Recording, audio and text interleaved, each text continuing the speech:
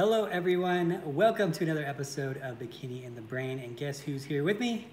I bet you guys never guessed. It's me. It is me. It is. That is spelled M-E. Yep. Me, Kaltwasser. Welcome, everyone, to our Bikini and the Brain podcast. Thanks for joining us. It's going to be lots of fun, I promise. Yes, today we are in Las Vegas. We're at Ashley's house. And we just got our workout in. We're going to have a good day. But the interesting topic for today is with everything going on in the world and shows, getting postponed and canceled and moved. Maybe you're one of those people that have been in that scenario where you're motivated and then your show gets canceled and then what do you do? Yeah. I mean, we're just going to give a whole bunch of status updates too because I'm one of those people, Adam. Yeah. I've been picking all the wrong shows this season. Like every show I've picked so far has gotten canceled. But every show. Yeah, but they're still going through. Yeah. It's like, I want to say 60% of them are going through. Yeah. But I just so happen to be picking the wrong ones. So poop on a stick. Seriously. And then what's really unfortunate was when the show got canceled, we never got enough notice. So she'd be like 2 weeks out when there was a show next weekend. We could have just been ready if we just had like a month or 2 months notice type of thing. Yeah, so she's in amazing shape right now. She's been, what did you say? This is the longest you've been 95%? Yes, ready. I've been hanging on to this 95%. I'm not 100%, so I can't compete in Tampa this weekend. But if I had a little bit more notice, I would have been ready. But see, the thing, what happened is, there was 3 shows on August 8th, the weekend of August 8th, which is next weekend, right? Yep. And I was like, wow, this is a great time to prep for because if one show gets canceled, there's 2 left. And then if another one gets canceled, there's got to be one that goes through, right? Yeah. All 3 got canceled. Yeah. Oh my gosh. But the frustrating thing is Tampa is going through this weekend. So if I was ready just like a week sooner, I would have been able to do it, but I didn't really have the notice. And I'm like, it takes me a while to prep and to get to that 100%. So, better safe than sorry. I could have competed, but I wouldn't have been my best, and I wouldn't have felt very confident about competing. So with that being said, we gotta replan again. Replanning. Again, yeah. So she'll be coming back, and as long as everything goes according to plan. Crossing the fingers. I want to do Clash, which is in Florida, and it's August 22nd. So I signed my IFBB contract for that show. Let's hope it goes through. Yeah, that's a good show. That's a big show too. Yeah. So it's one of the better shows in terms of. So like the shows aren't really about prize money or anything like that. But when you do have good bigger prize money, you do get better level of talent that goes out, bigger names. And so I think that's like the biggest besides like the Arnold and Olympia in terms of that. So it's a very high level show.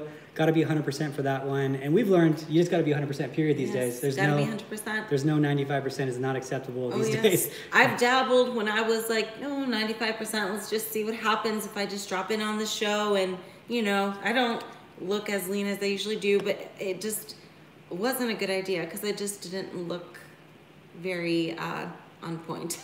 Yeah, I didn't look too crisp, so just a little bit off, and it's just too much these days. Just that little bit off makes a huge difference at this level of competition, and it doesn't look like there's any lack of competition during this COVID time, that's for sure, because you would think like, people are staying inside, some people can't get to the gym, not a lot of people are competing. No, from what we're seeing, 31 at the last one. Yeah. 31. And that was a show with 2 shows that same weekend, which is another one that I'm like, I should prep for that weekend instead. Yeah. But it looks like people are very willing to compete. They're ready, they're anxious, they're eager, just like me. So there is no lack of talent.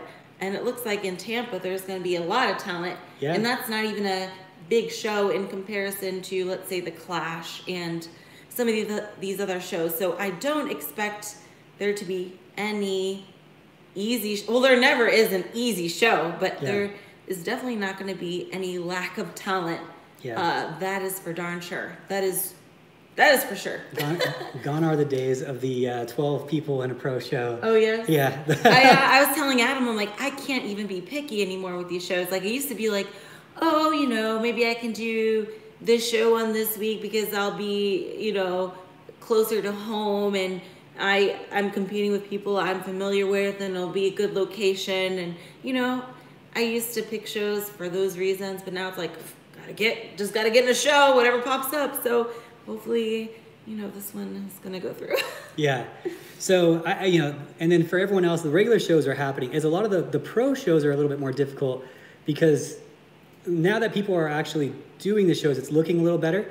But you got to remember, there's a lot of expense for a pro show, and if you can't have an audience and you're paying out this big prize money, it's really hard for a promoter to justify a pro show and losing an additional $15,000, $30,000 in prize money when you can't even have an audience for the pros. I mean, it's a difficult thing, So I definitely understand the reasoning for it on the pro level. Not so much on the amateur level. I think on the amateur level, you can always make up for it with entries and whatnot.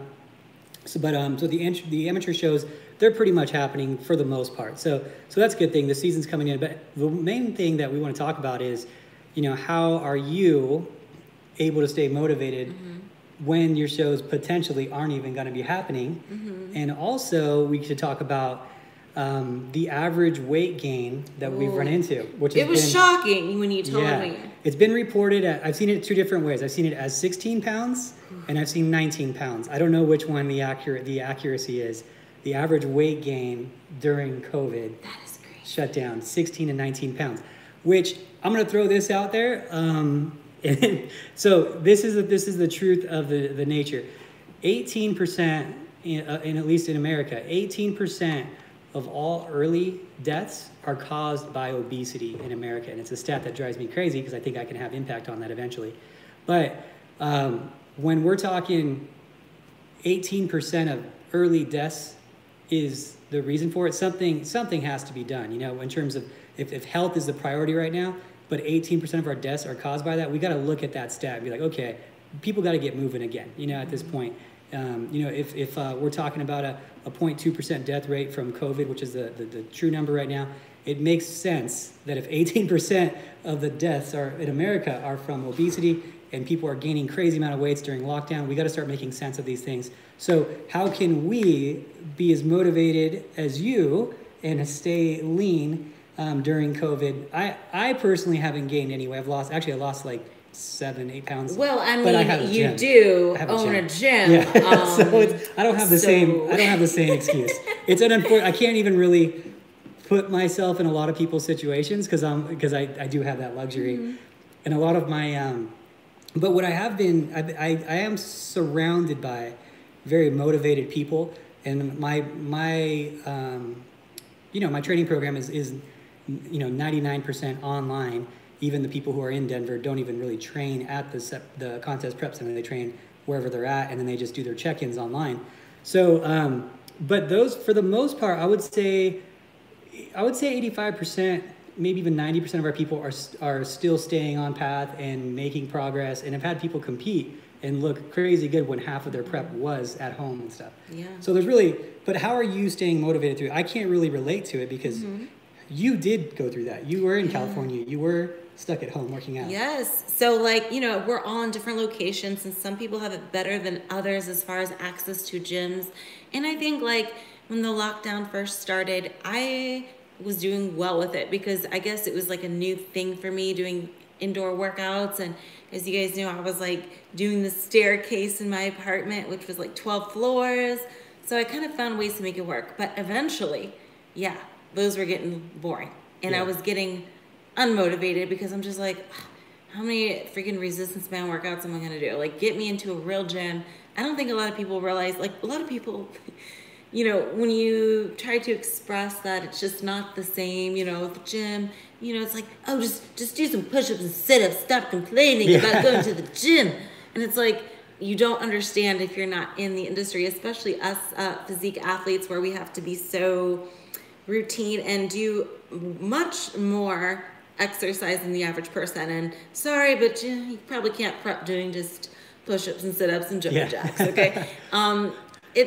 you could probably maintain for a little bit, but at some point you're gonna be like, okay, get me to a gym for gosh sakes. That makes me, that's probably, out of this whole thing, probably makes me the most upset is when someone's like, oh, just go to the park, and what are you complaining about? The gyms aren't open, just go to the park, or like a politician or something. I'm like, you obviously don't work out, and so you can't relate. But this is our life. This is what makes us feel good. This is where we get release stress. This is what we do. That's like us telling you, you can't, do anything politically for the next 3-4 months. Drive them crazy, but they can't relate. So the one thing that I think has been really cool with you is that you've made progress at every stage, even when you were doing band stuff, even when your shows are getting canceled. And I think that there's a lot to be said about that as that pro mentality. And there's this kind of like this, it's not a saying, it's something that someone said one time that I kind of go off of. And so when I see a pro athlete that's trying to be the best in the world, there's a lot of different types of pro athletes. There's pro athletes who kind of have gotten there, they've gotten there, but every single time they do a show, it's a transformation. Every single time. And it's so frustrating because they're like, I want to be the best, I want to be Miss Olympia, and then they're not. And I'm like, well, then why aren't you progressing in the off season? Why is it this constant transformation process with you that every time we get you ready for a show, we have to lose 20 pounds? It's so frustrating as a coach, because if you really want to be the best in the world and you really want to be a professional athlete, you need to act like a professional athlete 100% of the time. There is no difference of being a professional athlete in the IFBB as there is in the NBA, as there is in the MLB, the NHL, NFL. You act the same all the way through. And if you think Michael Jordan and Kobe Bryant would show up to the first day of training camp as an equivalent, like a bikini competitor gained 20 pounds, those guys weigh, 190 or so. You think that they were showing up to practice 30 pounds overweight on their first practice? Absolutely not. There's no way they would do that, because they wanted to be the best in the world. So their off season was not an off season. It was get better season. I can get better. I can get better. There's this famous story of Kobe Bryant, and he was at the gym one day, and I forget who the guy was there. Someone will put in the comments. He was at the gym one day. There was another guy from another team practicing in the same court. They were practicing in basketball court. Kobe Bryant was there. The guy showed up for his practice, and Kobe Bryant stayed and stayed and stayed. And I guess he was there for 8 hours or something crazy, just practicing running drills like crazy. And the guy finally left, and and Kobe Bryant said, I just wanted him to know that no matter what he does, I will outwork him, and he won't catch up to me because he'll never work as hard as me, and that's why I'm going to be the best in the world. And that's the thing. That's the mentality you have to have. When you look at Issa Pacini, right? She's current Miss Bikini Olympia. Look at her pictures all year long. All year, look at her stories all year. You do not see her gain 15, 20 pounds. You wouldn't see her like that, because she's wants to be number one. She's not going to let anyone create space. She's not going to create space for anyone to catch up. And if you catch up, it's going to be through working harder than her, which is going to be very hard to do because she's not allowing the space, and that's the thing. There's this, and I'm going back to that saying, and this guy, he's arguably one of the best jiu-jitsu guys ever existed, right? Rickson Gracie. A lot of people don't know of him, but he was Royce Gracie's brother, was better than Royce Gracie. Royce Gracie would always say, oh, my brother will tap me all the time, and Royce Gracie was kind of the more commercialized, known to be the best guy in the world, one of the best guys in the world for sure, but he'd always say his brother's better than him. And Rickson Gracie was talking one time, and he was saying that, you know what, he's like, when we start with our match, we start off in a neutral position. And then from there, I go to level 1, and then I go to level 2, and then I go to level 3. He goes, but we do not go back to level 2. I do not ever give up my advantage. I do not ever go back to level 1. I never give up my advantage. Once I get a hold of you, and I'm closing the space, I'm just progressing until you're done. I'm just progressing. And I don't understand why the mentality of physique athletes is ever anything but that. If you take this seriously, nothing should stop you. This should be an advantage to you, because a lot of people are going the other direction and they're creating space. But you're moving to level 3, and maybe for you to get to level 4 right now is going to be a little harder to climb that level because you might not have gym access, your motivation isn't as high. But if you can find a way to get to 4 and everyone else is going to 2 and then to 1 and then back to neutral, you're gaining.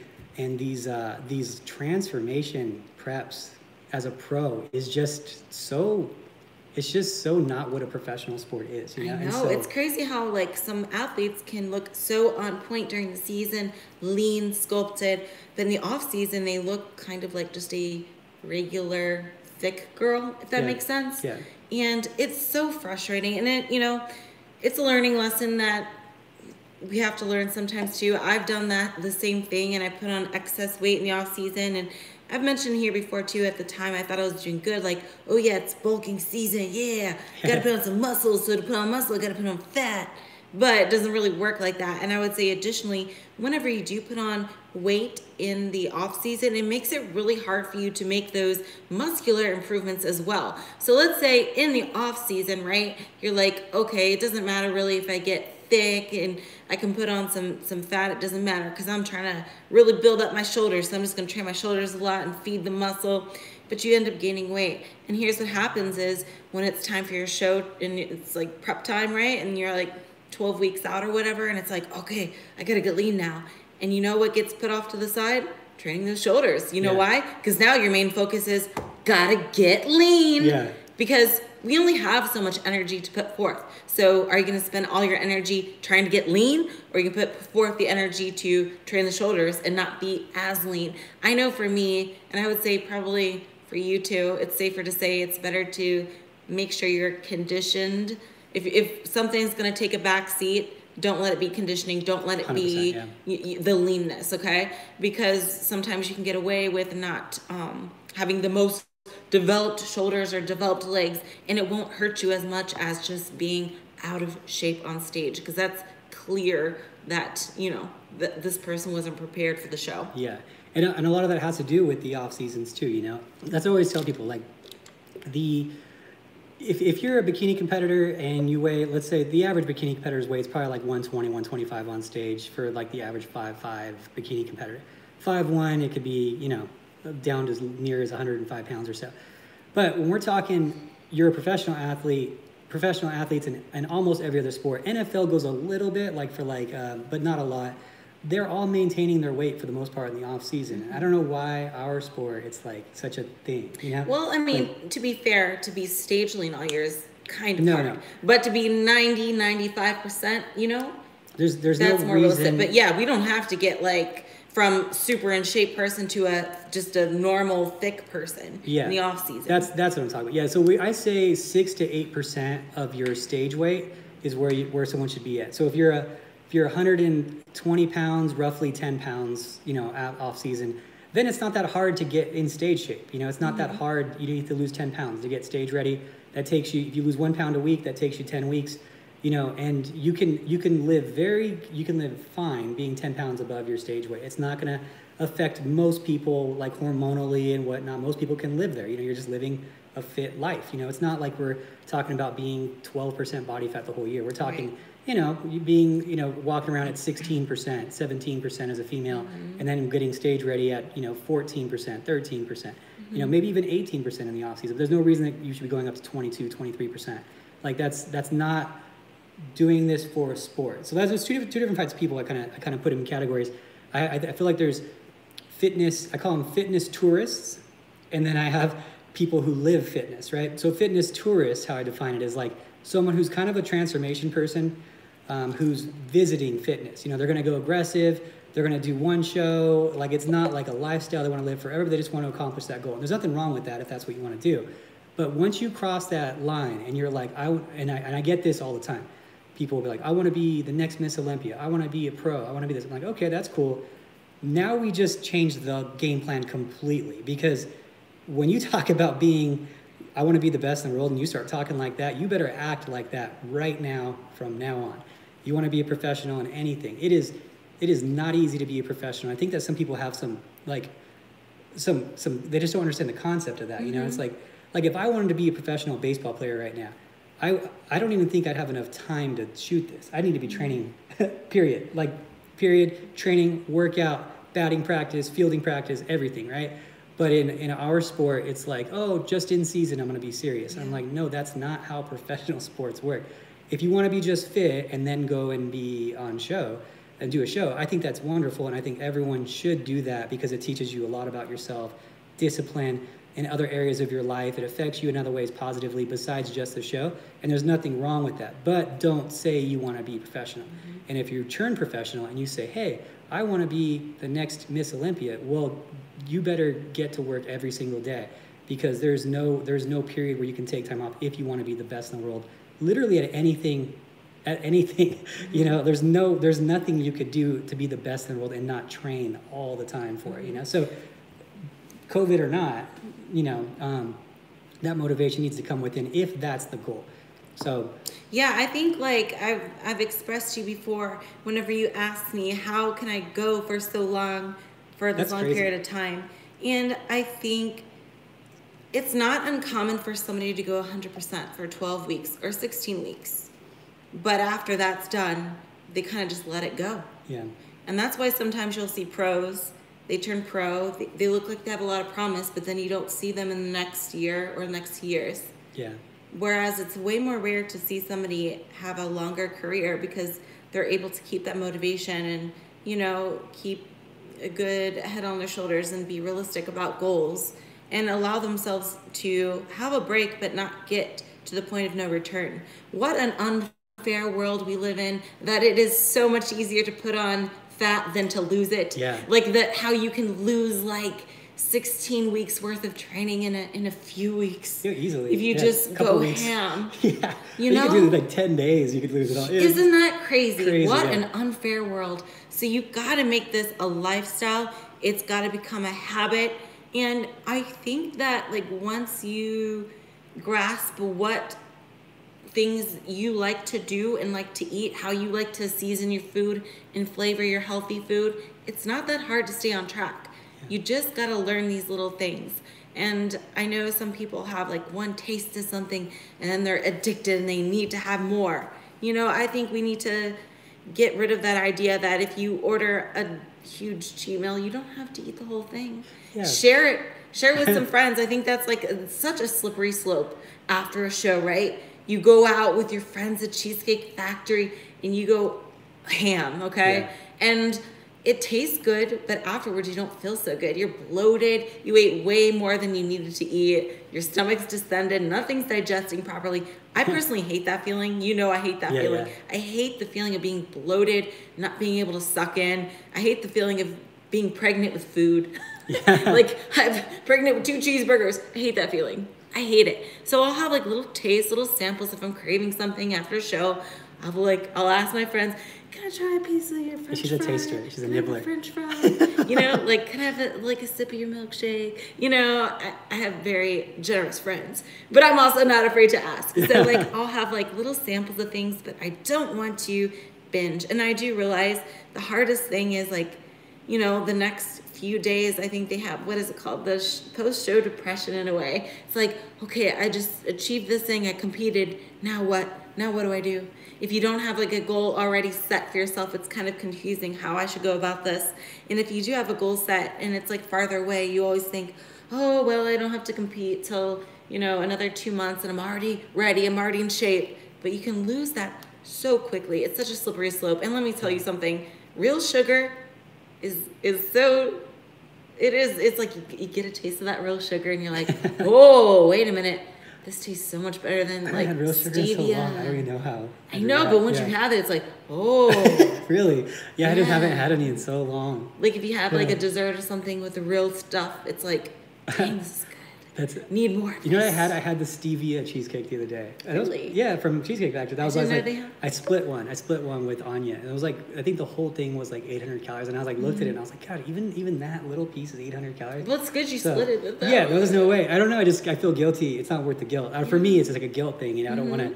And that's not a good thing. That's not healthy for me to feel guilty for eating that. Right. But yeah, I mean, it's just, I don't know. That's a weird thing too that you talk about, that the concept of however much they give you, you eat, even if you're not even hungry for that much at that point, you know. But you see it, people clean their plate, and I'm like, would you have been happy if they only gave you 50% of that though, and you would have still been satiated? Like, why are you force feeding at that certain point of cheat meals? Yeah, you know? some people are like, well, I better eat this while I can, so I better go all in. Like, oh, I only got a few days to eat this. Like, I can eat like this for a few more days, and then it becomes like a few days becomes like a week, which becomes a few weeks, and then a month, and then it's a slippery slope. And it's like, you got to know when to pull back.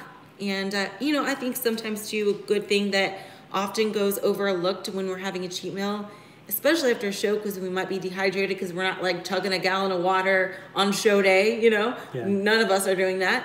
So a lot of times it's like we're getting that dehydration mixed up with hunger. And if you don't have a substance in your stomach, such as liquids, you are going to be a lot hungrier and think that you can eat a lot more. And instead of it filling your stomach up with like water, you're filling it up with calories, which I think can be easily avoided if you just kind of have a few glasses of water before you go out for that treat meal.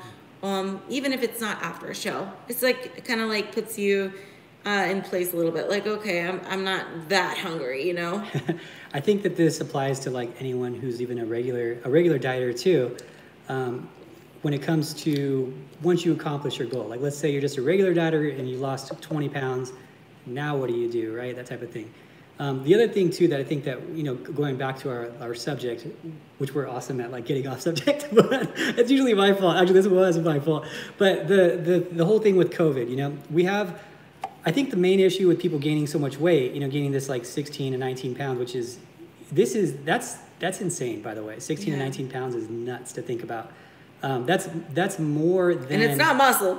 that's more than the November, the what is it? The Thanksgiving to January 3rd weight gain. Mm-hmm. The November before Thanksgiving to after January 3rd weight gain.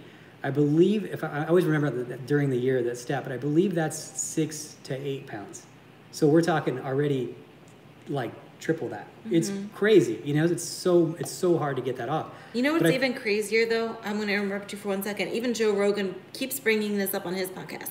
Why are we not hearing about this more? It's always prevention, like wear a mask, sanitize, wash your hands, stay 6 feet away. But no one dares to tap into be healthy. Yeah. Like in general, be healthy.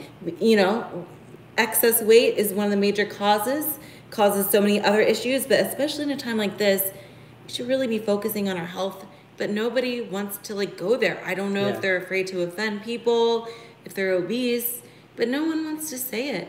Yeah. Why? It's, I think everyone's worried about the backlash of like, everyone's so sensitive these days, like you're like, oh, you're obese and you're making, you're being, you're fat shaming because you're saying that obese people are likelier to have a serious problem with this than fit people. No, that's a fact.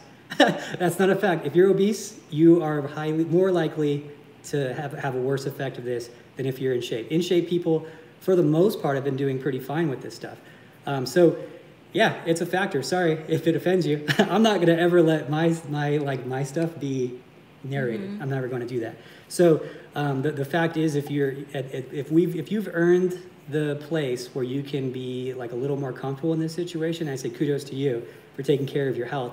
I've had a couple clients that have gotten it that were on program, and actually we're probably total clients in. We're probably like, and we have a few. We like on the team. We don't have a ton of clients. We're probably in the like, we have like 8 coaches, so each of them have like 30 clients, 40 clients, depending. I have 40 people that I work with directly. So, what, 200, let's say 200 people. We have about 6 people total have gotten it. If I'm looking at everyone's clients and who's told me around there, and everyone's been pretty good with it. I guess we've been lucky, or it's just because they're super fit and healthy that they've just bounced back real quick. I had a girl who got it last week. I was like, oh no. And she was like, it was 3 to 4 days with hers. So I don't know if that's just a coincidence. We're just being really lucky. People who are already eating healthy, taking vitamins, all that, who had a lower percentage of body fat, who are active, doing cardio. I don't know.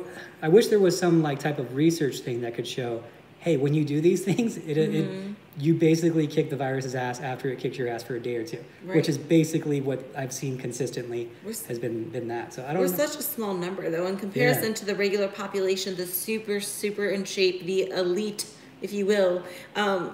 It's hard to study us because it's like, professional athletes, yes. And then, our little fitness community, super healthy for the most part, in shape. Obesity is not an issue. Been taking care of my body since forever ago, I know how to eat healthy. I know what foods my body needs and what vitamins are good for it. Even being in this industry gives me that knowledge of like, this is a good food for you. These are the vitamins that you're probably needing, and just being hyper aware of how your body feels. Am I getting enough rest? Am I putting on any weight? Hyper aware of my health. Yeah.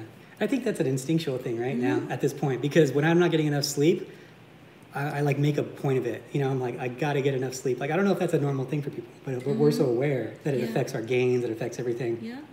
And it's usually like selfishly motivated, not health motivated, but it's fine. Whatever the motivation comes from.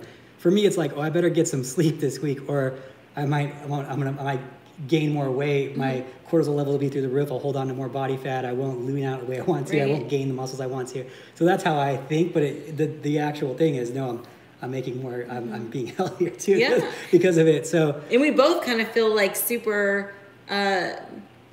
I don't want to say worthless, but when we don't exercise, I know for me anyway, I'm like, I feel gross. Yeah. I need to get moving. I need to do something. Yeah. You know, I hate sitting still that long. Safe to say we're both addicted to exercise in both a positive and negative way.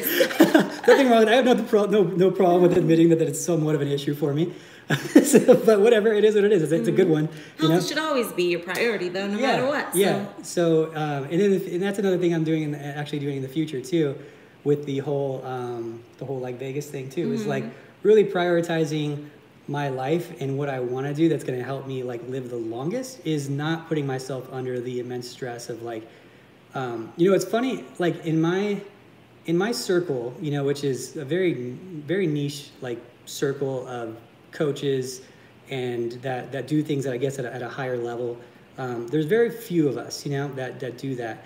And it can easily turn into like consuming your life so much that it becomes a stress, when it should be nothing more than like this just blessing that we get to do this as like a job every day. And it's easy to get lost in that. So that's another reason for me being in Vegas and just having fun with it and keeping the fun going and opening it up to the community. Like that's really what it's about. And honestly, a lot of it, as I'm getting older, a lot of it is about like preserving years. Honestly, I don't ever want to be people. I don't know why people think this. They always they'll call me like a fitness entrepreneur. And I'm not, though. I'm just a trainer that has like, and people do this about Elon Musk too. And they're like, oh, he's just this crazy entrepreneur. He's like, I'm not. I'm just an engineer that comes up with ideas and then just like is trying to change the world through these ideas. Like, in the result of it is more people are using these ideas and taking advantage of them. And yes, I'm making an income because of it. And that's the same result of me. I'm like, well, this was a problem, so I solved it, and now it's resulted in, doing better for us. But I just don't care anything about that side of things. I just want it, for me now, it's like, okay, especially after this whole COVID thing, which is part of it, it's like, we don't know how long we're going to live in this life.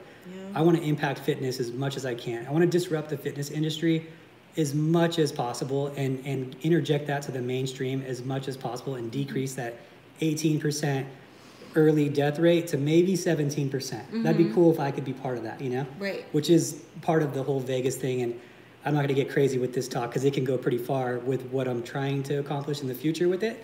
But we're trying to impact that to some degree. Right. So, but it's about health, longevity, doing it for myself now, too, never letting like the business side of things like take control of my happiness. And I think that we all need to step back, especially after this whole situation, and look back and like, are you doing the things that are going to help you live the longest and live the happiest? And I think that too often, especially in the United States, because we're like trained as this capitalist people, we're like, more money, more this, more that. I think that we trade a lot of our valuable time in exchange for money, and sometimes we get lost in that.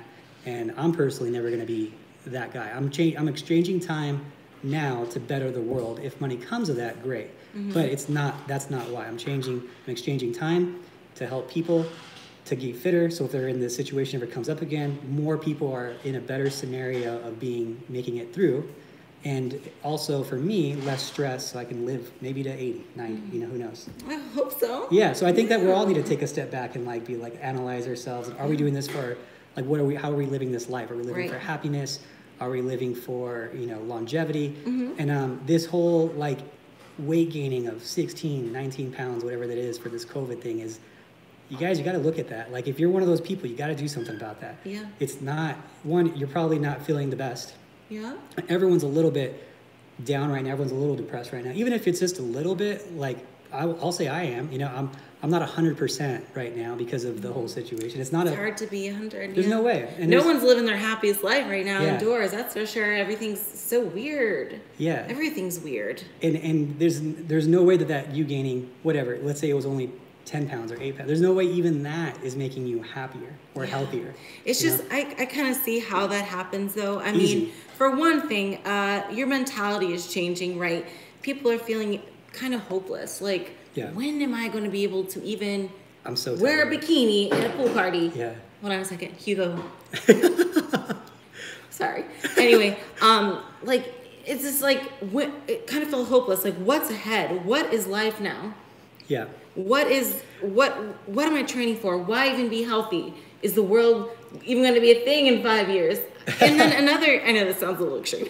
Not everyone's thinking that, but some people are. I've never thought that. That's actually surprising. Like, what is the world? Is that going to be the least of our worries? I never really even put that. That's a good perspective. That's a good perspective. I've never even thought that someone would even think that way. But yeah, you're right. There probably are people like that. Yeah, I mean, that's extreme thing. But another thing is, too, obviously the physical disruption of your everyday life. You know, if you're a waitress and you're on your feet 6 hours a day usually, and now not so much anymore, it's just different. You know, you can't get those steps in like you used to.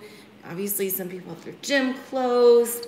It's just depressing, and people just feel like, what is ahead?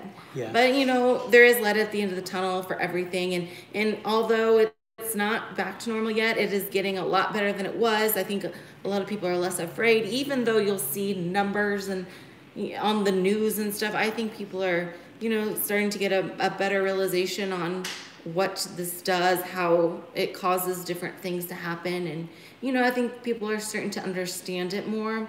So with that being said, I think we are starting to get a little bit better, but, you know, it's just definitely a disruption of life. And as a competitor, it is frustrating because it's like, when is the show's going to go through? Which shows are going to go through? See, when I saw that the shows were happening again, I was like, oh, yay, they're all going to start happening. Yeah. But as it turns out, it's like 60% happen, then 40% don't.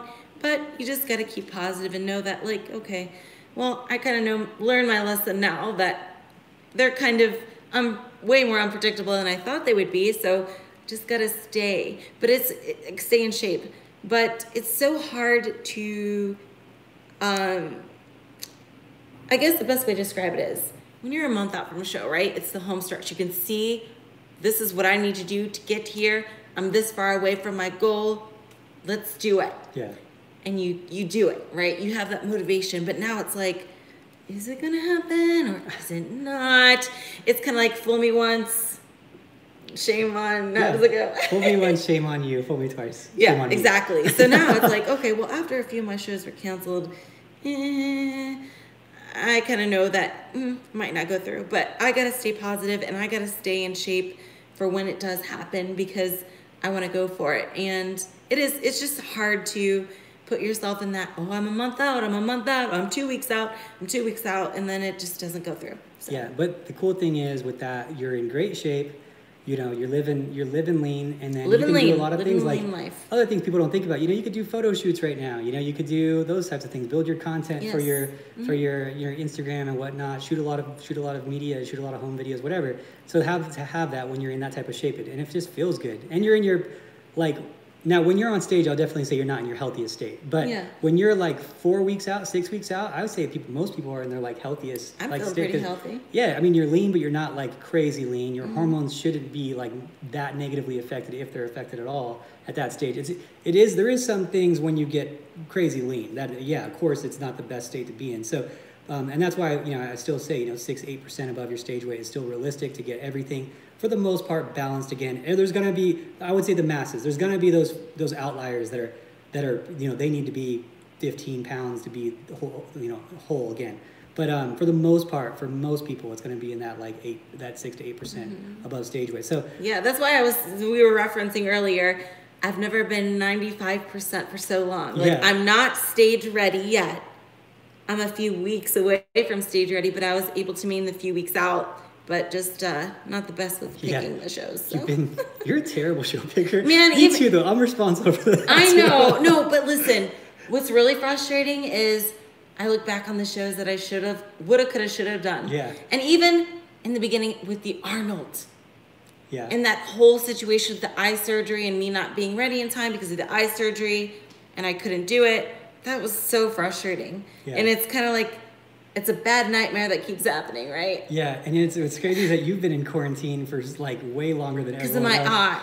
Because she had surgery and it was 6 weeks of quarantine, and then quarantine started, and she was in California, which is probably California, New York are like the most like locked down, right, out of everyone. I think New York is even doing really good now. Okay. Because it seems like, maybe I'm wrong about this, but it seems like the places that were hit really hard are now doing really, really good because the people that were going to get it did get it, and now it's like clearing out. Sweden's killing it.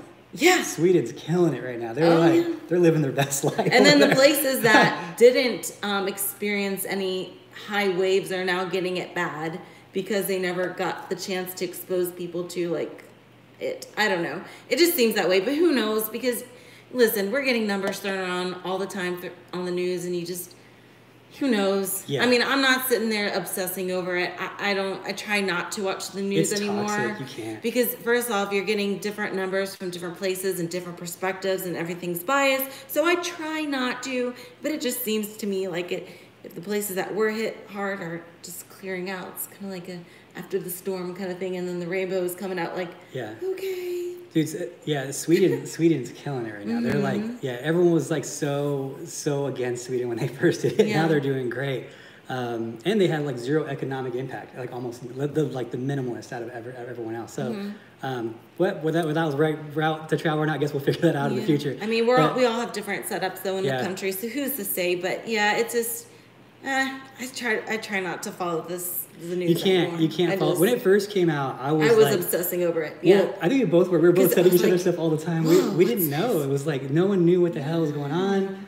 I saw it happen earlier than most because I have Chinese clients, so I saw it happening earlier, and I was getting these messages, and they're like, "Oh, we're on lockdown." I'm like, "What do you mean you're on lockdown? Like, what do you mean?" Like, and I was like, "Oh, China's crazy, everyone's on lockdown over there. Like, they're nuts over there. They take it way too seriously." And then it started coming over here, and I was like, "Oh, wait a minute. Oh, I know what happens because this happened." So I could start it. Luckily, I'm like seeing it now, like happen, but in America, and so it's like I kind of get to see it, and it's they're doing pretty good over there now. So, but it's been very interesting, very scary at first. We're hyper obsessed, and then we started seeing it take like its own like political route, which I don't know how that even happened with the virus.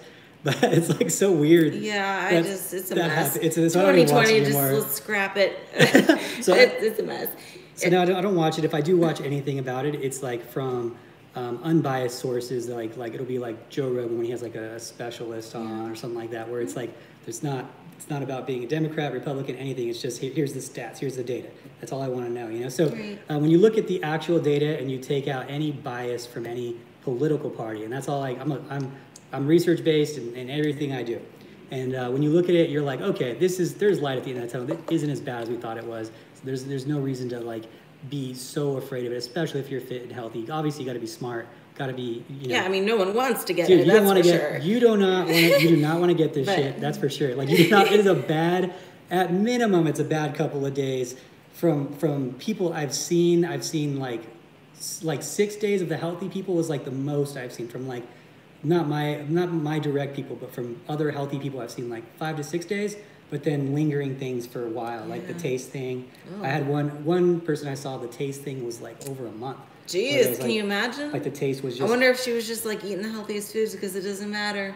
Dude, I mean, in prep, maybe the best side effect, a temporary taste change, right? Like, so it was like, I think hers was over, it was like she said she was about 50% taste for about over a month. So but the cool thing is I think a lot of the people listening to this are in a good position. I think a lot of them are like doing their own research because a lot of people who do this is kind of, we dive into some technical things in terms of prep here. So I think a lot of these people will do their own research and hopefully not be so scary. But if you are only watching one source, and that source tends to be more of a biased source, I would say open your horizons a little bit, listen to things look at data, and hopefully You know, be smart out there. You know, I've traveled. I can't even tell you how many times I've traveled at this point, and I would say I'm at one of the highest risk people because I'm in a gym all the time. I go to different gyms all the time. I travel to different states all the time. And I'm just being smart, you know, I'm washing my hands, be wise, sanitize. Be wise, sanitize. That's Ashley's thing. Every time we go somewhere, she goes, be wise, sanitize, your hands be a sanitizer, washing hands, being smart. You know, at first when the whole mask thing came out, I was like, what's this whole mask thing about? I was kind of resistant to it, but now I'm like, whatever. If it helps, even if it's 10%, whatever, just wear the damn mask. Who cares? Yeah. I think a good rule of thumb is be aware, not anxious, because being anxious and stressing yourself out isn't going to help anything. Just be very cautious and aware. Yeah, exactly. And I think that's really what it comes down to, you know? So, and it seems like the data's coming out where it's not as transmittable as people thought if you're being smart. You know, there's still news sources that makes it sound like the end of the world's happening. So I mean, you just got to make the best out of everything and just, you know, come to your own conclusions and don't get too, you know, obsessed over it. I think that's a big mistake. Don't get too obsessed. Yeah, that is definitely I think the biggest thing is the scare of it. But, which, I mean, who knows if there's some type of correlation between like you being scared, depressed, and it affecting you more because of X factors hormonally response to that. Probably affects the weight gain as well. It's probably I can't imagine it being a positive, that's for sure. I can't imagine it being positive in any capacity. But now as far as like the weight gain goes, when we talked about a lot of our, this is kind of cool because it's kind of a very diverse podcast here. We've kind of gone into all these different areas. But the thing is, I think people who went from, let's say, being really active to really sedentary, but maybe and the refrigerator's right there in your living room and you're there all day long.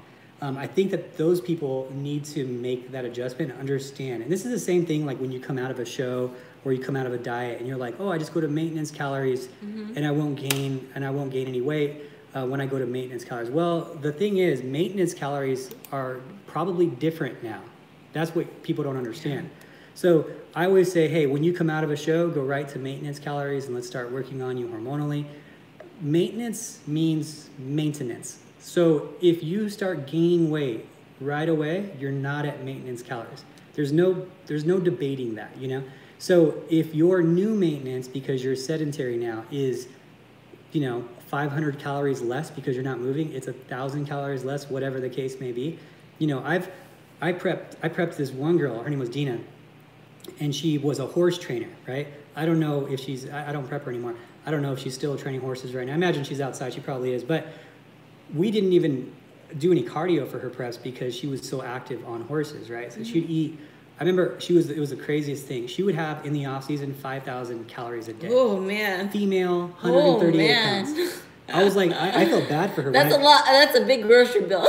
I felt bad for her. I mean, we were doing crazy things. Like she had her own, it was funny. It was like Dina Starbucks drink. Like I had to input it in the system and it was like this crazy 500 calorie Starbucks drink that literally no one else would give that to, you know? But how else do you get the calories in this girl? She's 138 pounds. Like she was abs all year long.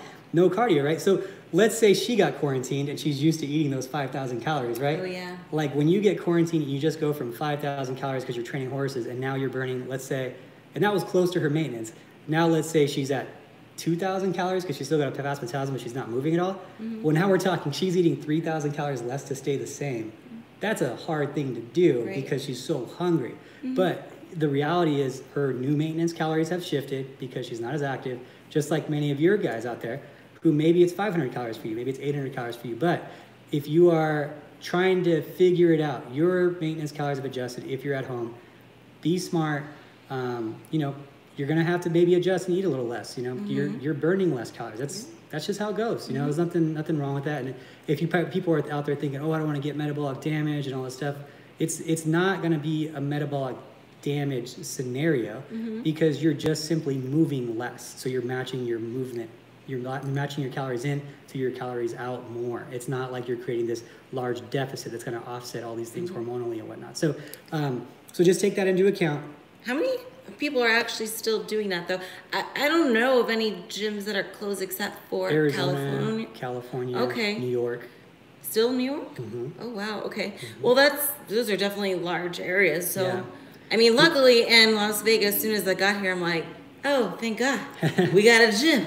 Yeah. we can work out. So everything's pretty much normal. We have the mask rule thing, but you know, I'm getting in good workouts, especially with these Orange Theory for cardio.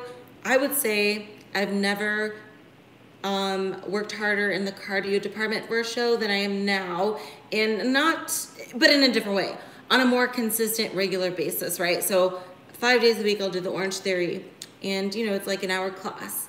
But in the past, I've done harder cardio sessions, but it'd be like once or twice a week when I would do a 10K race, or I would do the Santa Monica stairs. Those are more intense, but less frequent. I'm doing a lot of frequent cardio, so I'm definitely working hard. I'm doing things that I've not done before. I'm exposing myself to new stimulus, like the plyos. I've never done plyos since like track days. Yeah. So like, I think I'm getting good results from that. But yeah, I mean, I just feel so out of the loop with the shows. I was telling Adam, I'm like, I just feel so out of the loop, like as if I'm starting fresh, like I'm a rookie or something. Like, Yeah, are they gonna remember me? Competing for since when's the last time you even competed? September, right? That's it. September 2019. So for me, that's a long time.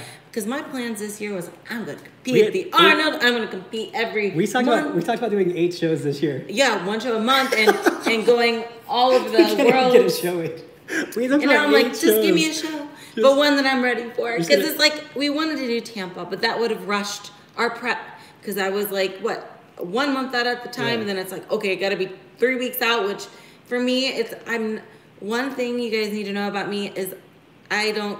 It's hard for me to get lean. It really is. Yeah. So for me being 95%, it takes a lot to get me to that 100. It really does. So I can't just jump into a show a week sooner than what I was supposed to without too much of an advance. Yeah. So freaking underneath my butt cheeks is the problem area. Yeah. That butt cheek, what do you call that? The ham tie-in area. Yeah. It's always the last thing to get lean for me. And I can pinch those little butt cheeks, you know? It's and just, I'm like, oh man. It's not a lot. It's not a lot. It's hard to even like digest if it's enough sometimes. You're like, wait, is that enough where it would knock us from first to third? And then you're like, well, that happened. We tried that once before. We did it and once I'm like, before, learning lesson. And now we're just like super, like, you know what? Unless you're absolutely 100%, there's no point. You know, there's really just no point of it. You know, so it's like, why go through all that? I just look thicker. Yeah, my legs get thick, and if I'm not super crisp in my butt cheeks, and it just throws my look off. I get like a very thick in the booty and thighs, and there's not much shape. So. Yeah, and the difficult thing, and that's the thing about bikini, is you have to really be able to adjust per person. But the difficult thing with Ashley is she does have really, really strong legs and hamstrings, so she can't pose them really hard. So usually you'd be like, oh, well, she's a little softer in the glutes, just pose her harder. Well, if she poses harder, then they're gonna say it's too much on her, like how much size and detail and V. They call it the deep V. They don't want to see too much deep V on those adductors on her back post. So it's like we don't even have that option with her because they're looking for it because they've already told her one time, watch out for it. So it's like you got to be able to adjust, and that's just for her. It really is. You just got to be lean enough. Yeah. You know, you got to be lean. A lot of people out there just think like, oh, it's a breeze for me to get in shape and super lean, and I don't have any flaws when it comes to prepping. Oh no, I do. It's the hamstring tie-in, which is I have a good hamstring tie-in whenever I'm lean enough, but that does not even show through unless I'm super, super, super on point. It's the last thing to lose is that pinch of fat underneath my butt cheeks. Almost like that double butt cheek. You know what I mean? That double butt. Yeah. And, you know, you have athletes that have that opposite problem where they can be off season, like Frida or Anya, they can be off season and still have like some crazy tie-ins. Like, probably they look as good as mine do on stage, but they're off season. But then in some areas, like it's harder for them to lose. You know, this is how you lose weight. Some people hold fat all over. Some people hold it in their abs. For me, the abs are like my abs are crispy AF right now. Yeah, you're crispy abs, right? Yeah. Crispy abs, but butt cheeks, fluff butt cheeks. What's crazy about Frida is when you say that about Frida, she looks literally the same all year, but just a little bigger or a little smaller, but it's the same. Nothing like gets different looking besides just bigger and smaller. Like her whole, it's like you're exactly the same, but someone clicked the enlarge on the photos, and it's like maybe she's 10% bigger, and then it goes 10% smaller, but nothing changes. It's like a little bit more detailed, but for the most part, she's just detailed. It's just it's crazy how we're all so different she's, as far as weight loss and distribution of fat. She's hard to prep because of that, though, because like there's no like the visual change is so minimal that it's hard to prep someone like that because there's not a lot you can go off of besides measurements and weight, right? I had a guy like that once who was a bodybuilder, and he had glute striations and hamstring striations like all the time, like crazy glute striations, even when he wasn't in shape. So like when he would pose, you couldn't even look at him for his conditioning from the back because it would mess with your head as a coach. You'd be like, oh no, he's in great shape. His glutes are striated, right? Like you'd be like, that's it. But so I'd only look at him from the front because I know his glutes are there. Because it would mess with my head, especially the last 4 weeks. So I'd only look at his like abs and his separation because the glutes would just mess with your head so hard because it was so detailed. It's kind of funny how like different people cause different issues, you know? Yeah, and you know how I was saying too, like I feel so out of the loop. Man, it's kind of making me like so uncertain and unsure of myself because then it's like, since it's been so long since I competed, which September I guess isn't that long, but for me it is. I feel like, what does being 100% actually feel like? How close am I? Because I'm like second guessing everything now. I'm like, I don't know, I can't remember. It's been so long. Yeah. So it's like you're very close right now. I am. I am 95, but the freaking butt cheeks, man. Here's a fun fact. I've always had the problem of my butt cheeks leaning out the last. And I always say to my mom when I lived in Ohio before shows, especially the big ones like the Olympia, I'm like, Mom, please, tonight, pray for my butt cheeks to get lean. Let's pray for the glutes, to lean out my glutes, so I can have a good show. That's so funny. Stubborn glutes. That's a common thing. Not the praying. That's not normal. Maybe I could have been ready for a tampon if, like, my mom prayed for my butt cheeks, and maybe you. Yeah. We prayed to the glute gods or something. I haven't been praying for your butt so much. That's what the probably problem your fault when I'm not ready. Like, let's just blame you. Yeah, let's do that. Because it's way easier to blame you than blame me. I want to blame you, Ashley, for putting these seltzer waters. You guys drink these seltzer waters? This is actually, I don't know, these prep girls, they swear that there's flavor to this. Like Anya does this to me too. She's like, oh, I got these new seltzer waters that have these flavors. They're so good. And I'm like, this does not. I had to put stevia in my liquid stevia. This tastes like carbonated water. If it wasn't for that, I'd be drinking Diet Coke and Diet root beer all day though. It's better for you, I guess, yeah. So I'm like, oh, it's closer to I'm going to give these 2 thumbs down on, it's just. Well, the mint mojito one is way better. Yeah, you girls always say that. It's the same thing. Non-alcoholic, by the way. We have a mint mojito holding up the our phone. You can take it off. I think it'll be okay. Show. Oh, it's holding up our phone here. This is our podcast station. It's so high tech. Oh, we are building we wanted to talk about it. We are building our own podcast. We're gonna have a podcast room. But what I'm most excited about is the green screen we're gonna have. Yes. Which means we can have cool backgrounds. Just an unlimited amount of the most random background. Yeah, I'll let you pick them most of the time. I saw somebody with a podcast, and they had baked beans as a background. Oh, that's cool. And I'm like, whoa. I mean, they weren't fitness, but I'm like, whoa. Yeah. That is epic. But just think of the possibilities. So it'll never get boring. One thing, so you guys have an update too. I'm actually out here and I'm meeting the building contractor again tomorrow. We got the structural engineering, I guess if you call it a report or a plan, I don't know, and they're submitting for demo. That should take 3 to 6 weeks after we submit for demo to actually start the project. And they're telling me that it's going to be done by November. I don't believe them. No one, especially with everything going on right now. But that's all I can tell you guys is what I'm being told.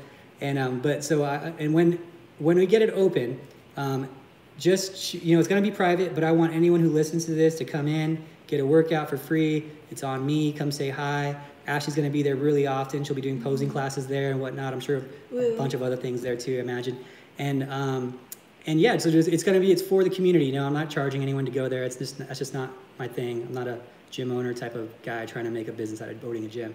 But it's for everyone. So so if you're in the area, that's what it's there for. And we're going to have our own podcast set up. It's going to be all professionally mic'd and all that. So bear with us until we get that up with our hit and miss sounds that we get when we're doing Zooms from when I'm in Denver, she's here. Yeah. But yeah. I always like to do in-person ones better, yeah, though. me too. You know, because technology is a little sometimes. It's easier with sounds, too, with sounds. I can just upload this. So, but I guess with that, unless we have anything else? We love you guys. Yeah. Thanks for existing, and thanks for tuning in to the Bikini and the Brain podcast. And as always, if you have any interesting topic ideas that you would love for us to discuss on the air, shoot us a message or comment. However you got to do it, get the message across. We want to know what you want to know about. Yeah, and I did this thing the other day where, you know what we got to say? I didn't get to say.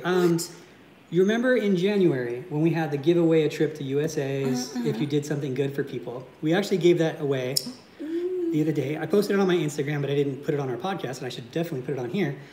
I think it's important to say who you gave it to, right? So people are like, oh, they actually gave it to someone. But everything got pushed back. USA's got pushed back. But there is a girl named Nicole Perry, and she helped out like a single mom who was going through a rough time, had 3 kids, was living in a 1-bedroom apartment with these 3 kids, and she ended up buying her like a bunk bed so the kids had a place to sleep. She trained her for like over a month to help her get back in shape and get her mind right.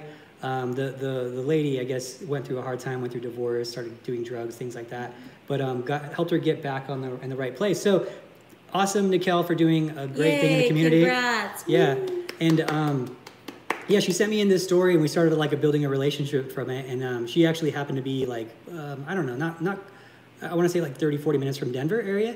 And so she came in, and it just kind of worked out really well. So now she comes to our posing classes and all that stuff too. But yeah, she got a trip to USA. She got a suit from Ravage Sands. She got a shoe fairy, gave her shoes. Glam Comp Jewelry gave her jewelry. Team Elite paid for her to go to USA's and her flight. So her entry and her flight and all that. You get a high five from me. Yeah. High five. Yeah, high five. So we're going to try to do another one of these things on this podcast before the end of the year. We got some cool sponsors lined up for some cool things. And we'll just go from... That's amazing. I hope I win. Yeah. So we'll leave you guys with that. So thanks so much for listening. We appreciate it. Thank you for listening. Thank you for existing. And please, everyone out there, thank your parents for having you, because without you, the world wouldn't be as awesome as it is. I want to leave you with that.